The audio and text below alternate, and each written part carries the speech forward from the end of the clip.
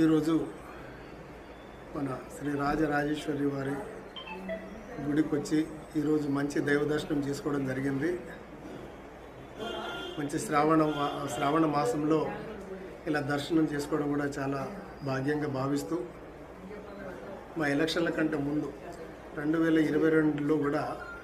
ఇక్కడ వచ్చి ఒకసారి మన రాజరాజేశ్వరికి మొక్కులు చెల్లించుకొని కాంగ్రెస్ పార్టీ అభ్యర్థిగా టికెట్ రావాలి, నేను గెలవాలని చెప్పేసి కోరుకోవడం జరిగింది. కోరుకున్నట్టుగానే మహబూబాద్ నియోజకవర్గ ప్రజలు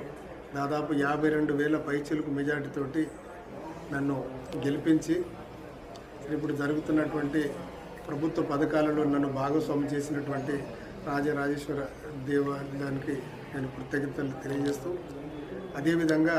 నిన్ననే ఎందుకో అమ్మవారు కళ్ళకు వచ్చినట్టుగా నువ్వు కంపల్సరీ రేపు దైవ దర్శనం చేసుకోవాలి అని ఒక థాట్ రాగానే ఇక్కడ స్థానిక ఎమ్మెల్యే ప్రభుత్వ చీఫ్ అయినటువంటి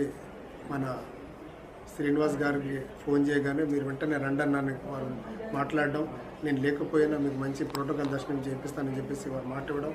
ఇచ్చిన తడువుగానే ఇక్కడ ఉన్నటువంటి యువ గారు అదేవిధంగా ఇక్కడ ఉన్నటువంటి పిఆర్ఓలు అందరూ కొంచెం మంచిగా స్పందించి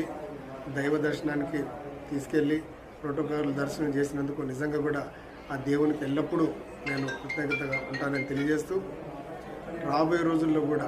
నేను కోరిన కోరికలు అదేవిధంగా ప్రజలు కూడా సుఖ సంతోషాలతోటి ఆయురారోగ్యాలతోటి మహబూబాద్ నియోజకవర్గ ప్రజలకు ఎల్లప్పుడూ అందుబాటులో నేను ఉండాలని చెప్పేసి ఆ దేవదైవమైనటువంటి రాజరాజేశ్వరిని కోరడం జరిగింది.